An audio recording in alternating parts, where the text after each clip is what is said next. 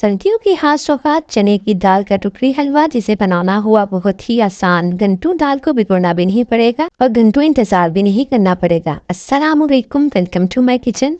क्या आप ये बात जानते हैं कि चने की दाल का हलवा डिलीशियस होने के साथ साथ फुल ऑफ न्यूट्रिशन भी है। सर्दी के मौसम में बच्चों और बड़ों दोनों के लिए बहुत ही मुफीद है। तो चलिए फिर रेसिपी की तरफ चलते हैं और देखते हैं कि यम्मी और डिलीशियस सा हलवा बनाने के लिए किन किन अज्जा की जरूरत है।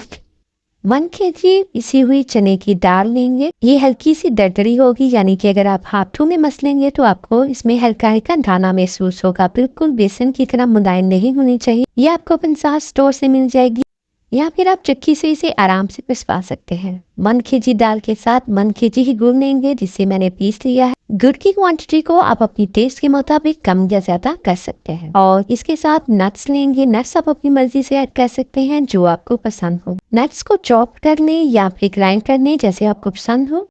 फाइनली रेसिपी की तरफ चलते हैं। तो उसके लिए एक अदद कढ़ाई लेंगे। इसमें 2 से 3 टेबलस्पून देसी घी शामिल करेंगे। घी हल्का सा मेल्ट हो जाएगा तो जो हमने चॉप करके नट्स रखे हैं वो इसमें ऐड कर देंगे। अब नट्स को मीडियम फ्लेम पे क्रंची होने तक कुक करेंगे। इससे बहुत ज़बरदस्त फ्लेवर आता है। अगर आप इस स्टेप को नहीं करना चाहते तो आप नट्स को ऐसे भी ऐड कर सकते हैं। 3 से 4 मिनट बाद ही बहुत अच्छे से खुशबू आना शुरू हो जाएगी और नट्स का कलर भी हल्का सा चेंज हो जाएगा, यानी कि लाइट गोल्डन की तरफ आ जाएगा। यहाँ पे आप इसका कलर चेक कर सकते हैं। बस आंच बंद कर देंगे और इसे बाउल में निकाल के साइड पे रख देंगे। नेक्स्ट स्टेप की तरफ आते हैं। उसी कढ़ाई में घी ऐड करेंगे। यहाँ पे जितना बेसन लेंगे उतना ही घी ऐड करेंगे, यानी कि अगर 1 kg आपने बेसन लिया है तो 1 kg ही घी जाएगा। इस रेसिपी में घी का ही इस्तेमाल करेंगे, तो यहाँ पे देसी घी इस्तेमाल किया है। आप चाहे तो बनास्पति भी इस्तेमाल कर सकते हैं, लेकिन देसी घी का ज़्यादा फायदा है, सेहत के लिए बहुत ही मुफीद है।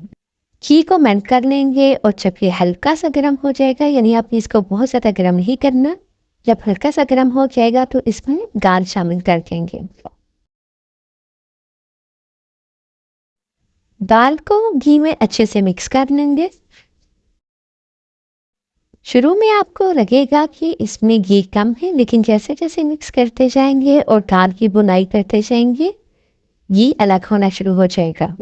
मीडियम टू लो फ्लेम पे दाल की बुनाई करेंगे। आंच को तेज नहीं करना, क्योंकि हमने यहाँ पे दरदरी दाल का इस्तेमाल किया है, यानी कि इसमें दाल का दाना है। तो मीडियम टू लो फ्लेम पे ही इसकी बुनाई करेंगे जब तक दाल पूरी तरह गल नहीं जाती। तो तकरीबन 20 से 25 मिनट तक इसकी मुसलसल बुनाई की जाएगी। और यहाँ पे दाल की बुनाई करते हुए तकरीबन 10 से 12 मिनट हो चुके हैं।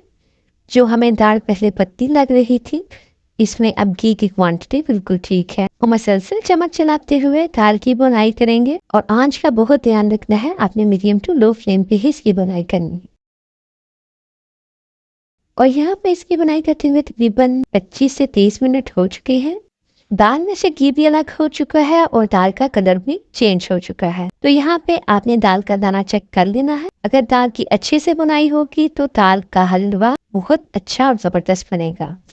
इस वक्त आपको दाल में घी भी ज़्यादा लग रहा होगा, लेकिन जैसे ही हम इसमें गुड़ ऐड करेंगे ये सहत हो जाएगा, यानी गुड़ घी को जज़ब कर लेगा। अब यहाँ पे गुड़ को शामिल करेंगे और यहाँ पे मैंने गुड़ को थोड़ा सा बचा दिया था।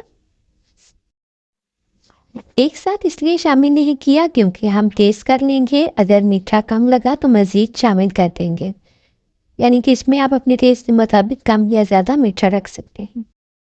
अब गुड़ को दाल में अच्छे से मिक्स कर लेंगे और मिक्स करने के बाद आप मीठा टेस्ट करें और अगर दम लगे तो मज़ीद ऐड कर लें। अब इससे हमने बहुत ज़्यादा पकाई नहीं करनी, बस इतनी देर पकाना है जब गुड़ और दाल अच्छे से यकजान हो जाए। और यहाँ पे गुड़ और दाल बहुत अच्छे से मिक्स हो चुके हैं। जो घी अलग नज़र आ रहा था वो अब इसमें नहीं है। बस आंच बंद कर देंगे और जो नट्स हमने फ्राई करके रखे थे वो इसमें ऐड कर देंगे।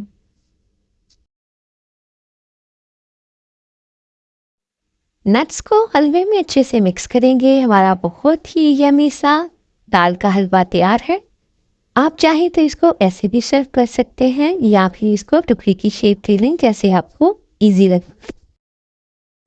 यहाँ पे मैं इसको टुकड़ी की शेप दूंगी। बेकिंग ट्रे ली है, ऑयल से स्प्रे कर लेंगे और स्प्रे करने के बाद हलवे को फ़ौरन इसमें ऐड करके शेप दे लेंगे। गरम गरम इसको फ़ौरन शेप दी जा सकती है, ठंडा होने के बाद शेप देना मुश्किल हो जाएगा। अच्छे से प्रेस करते हुए सेट कर लेंगे।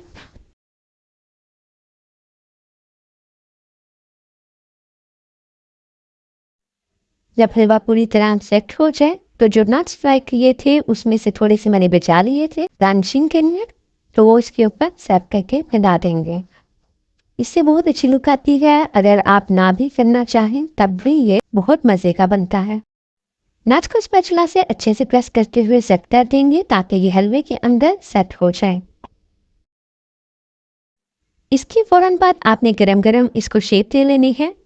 कोई भी शेप आप दे सकते हैं। यहाँ पे इसको मैं टुकड़ी की शेप दे लूँगी ताकि बाद में इसको निकालना आसान हो जाए, क्योंकि ठंडा होने के बाद इसकी शेप देना थोड़ा सा मुश्किल हो जाएगा। तो यहाँ पे मैं इसके निशान लगा दूँगी।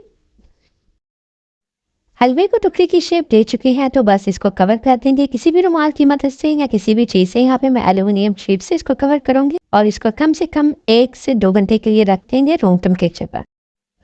हलवा पूरी तरह सेट हो चुका है और यहाँ पे 2 घंटे गुजर चुके हैं, तो बस इसे टुकड़ी अलग कर लेंगे। शेप देने का मकसद भी ये था ताकि हम आसान से इसको टुकड़ी की शेप दे सकें। तो अभी मैं आपको करके भी दिखाती हूँ। छुरी की मदद से हल्का सा इसको निशान के ऊपर प्रेस करेंगे तो ये टुकड़ी की शेप में आ जाएगी। सर्दियों का मौसम है, आप इसे 1 माह तक भी स्टोर कर सकते हैं, ये बिल्कुल भी खराब नहीं होगी। गुड़, दाल और देसी घी सेहत के लिए बहुत मुफीद है। बच्चों और बड़ों दोनों का अपना खाते हैं। रेसिपी अच्छी लगी हो तो वीडियो को लाइक, शेयर एंड कमेंट करना मत भूलिए। दुआ में याद रखिएगा। मिलते हैं किसी नई रेसिपी के साथ, तब तक के लिए अल्लाह हाफिज़।